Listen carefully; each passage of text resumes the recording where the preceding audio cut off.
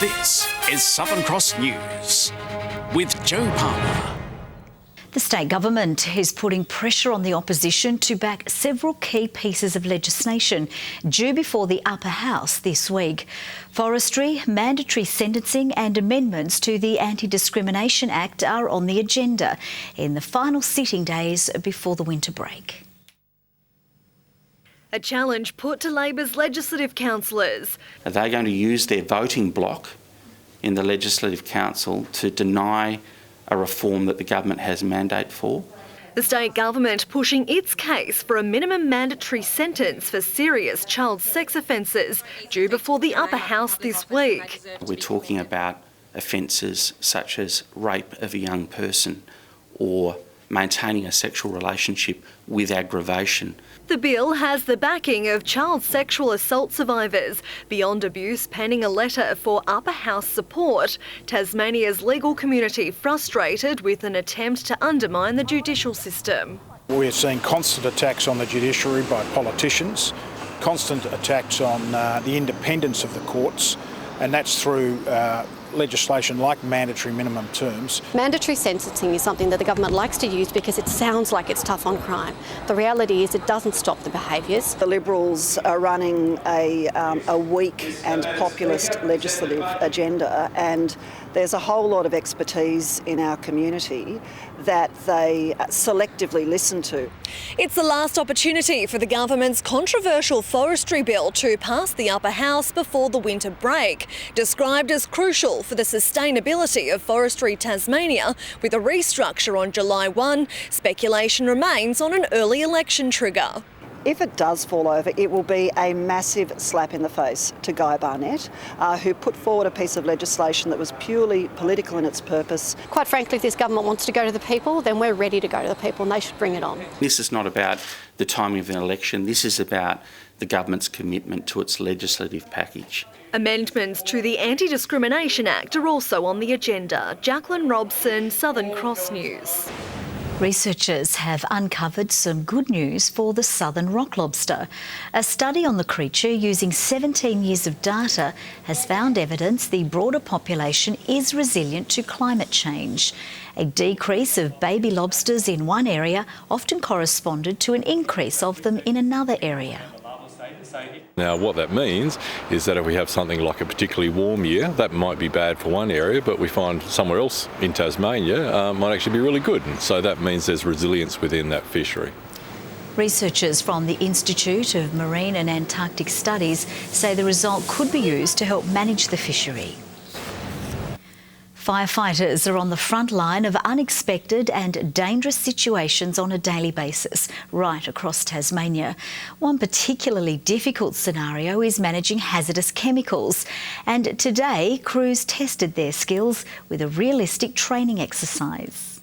A fire crew arrives on scene at the Cascade Brewery in a training scenario similar to several incidents across Tasmania every year. Just like every call-out, they carefully and quickly assess the situation. We've responded to a simulated alarm here at Cascade Brewery. There's a simulated leak that we've created. There's been one worker that's been left behind. The first responders rescue the dummy victim from inside the brewery. As they would do in a real-life emergency, they decontaminate and provide first aid. Backup arrives, 2 more pumpers and a hazmat vehicle filled with specialist equipment to deal with dangerous substances. There's thousands of types of chemicals in the world. Many of those are used in industry and some of them are very, very toxic. So we need to take appropriate levels of personal protective equipment and clothing to ensure our firefighters are protected from those hazards. Today's exercise here at the Cascade Brewery is just one small part of the rigorous training our firefighters go through to hone their skills and to keep Tasmanians safe. As firefighters, we've got a wide range of responsibilities, including road crash rescue, rope rescue, wildfires and structure fires. Hazardous materials are another one of those. 2 people are sent in protected by special clothing and breathing equipment. And while this isn't a life and death situation, the next time they don these suits, it could be. Michael Breen, Southern Cross News. The face of Tasmania's migrant community is changing, according to a major refugee centre, with local Afghan and Bhutanese populations growing in size. As part of Refugee Week, we take a look at the work being done to help arrivals settle in. From a Ugandan refugee camp, Victor Nekama arrived in Tasmania in 2006. He learned the language, found accommodation, and even met his future wife. We meet at the bus stop. And then she just stared at me and said hello, and yeah, that's how we started. Nekama, his wife and son are among the dozens of families at today's special playgroup, all in traditional dress, sharing local cuisine. I know what it's like to be the only person from a different culture in a meeting, for example. I know what it's like to not want to speak because you've got an accent. Ella Dixon is a migrant herself. Over the past decade, she has seen a gradual shift in where migrants are coming from.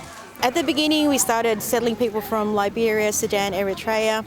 In more recent years, it's been the Afghan communities, Bhutanese communities. The types of services haven't changed because of this, but the demand for help has. Around 500 refugees are settled annually in the state by just 2 support centres. I think it is just actually getting to know people in their community, and especially outside of their culture that they're from. So migrants get the skills and social life they need to give back. I was finding it quite difficult, but the people of Tassie are very friendly, so that's what makes me feel like welcome in Tassie. Tom Johnson, Southern Cross News. A third AFL team may be on the cusp of playing games in Tasmania if a deal between AFL Tasmania, the state government and the Brisbane Lions goes ahead. The Queensland women's team is struggling to secure home venues in its second season as the state readies itself for the 2018 Commonwealth Games. Brisbane came within a kick of claiming the inaugural AFL women's flag. And while much of Tasmania's football talk has been about partnering with North Melbourne from 2019, AFL Tas has confirmed the Lions are keen to play a game at UTAS Stadium next year. The idea, if the Brisbane match is to go ahead in Launceston next year, would be it'd be more a gala weekend. It wouldn't just be the match. So it is to really involve the whole community and really kick off that female football. Squires says AFL Tasmania is yet to discuss the proposed deal with the state government, but says a financial contribution is an essential element and will need to be confirmed within 8 weeks. I can't confirm the amount. All we have negotiated is the use of the stadium, and the next negotiation would be in regard to a financial investment. The government insists its first choice is a standalone Tasmanian team, but admits it too has been in discussions with various clubs. I think we should never give up the notion that we have a standalone Tasmanian team in the Women's League and in the Men's League in the AFL. More details are expected in coming days. Andrew McCarthy, Southern Cross News. A Guinness World Record attempt will be a feature of this year's Steampunk Festival, which will be held in Georgetown this Saturday. In its second year, organisers are expecting another great turnout this weekend. Today, they were happy to pass on tips of what to drag out of the wardrobe to take part in the world record attempt. It's always good to get a set of goggles, and if you can get some kind of hat, that's really good. Doesn't have to be a top hat. Long flowing dresses, a bit of corsetry if you can make of it, it doesn't really matter, but I'm sure you've got something in your wardrobe that would actually fit the bill. This year's festival will also feature live music, steampunk stalls, children's activities, as well as a fashion parade. Now let's take a look at the day's business and finance news with thanks to Tasplan, your local super fund.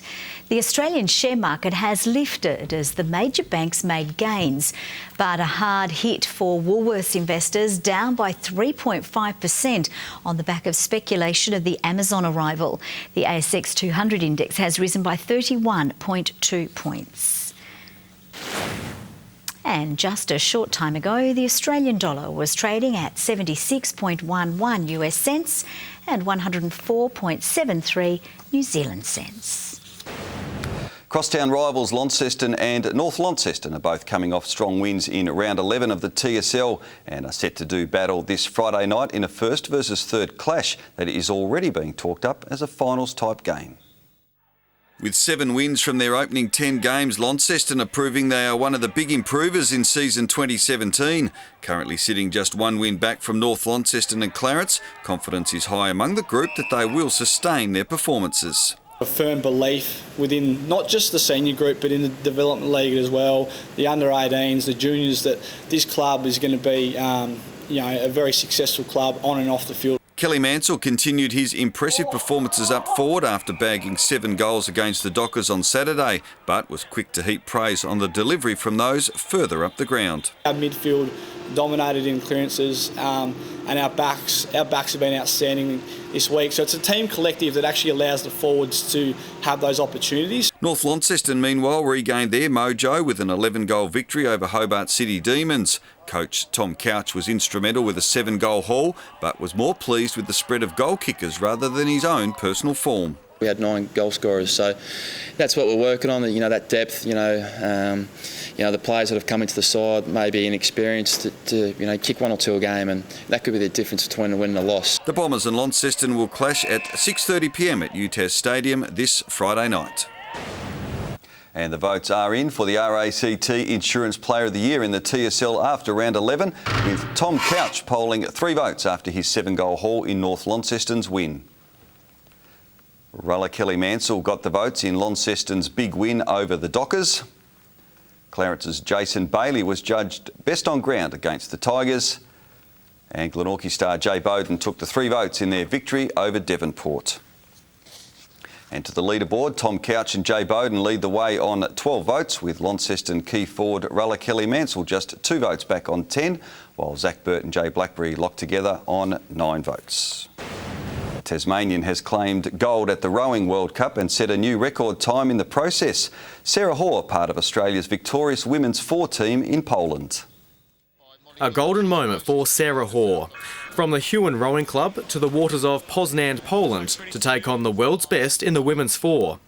Joined in the boat by Olympians Lucy Stephen and Molly Goodman, this was Hoare's first time on the international stage. With a slight tailwind, cruise started smoothly, but the hosts got the jump.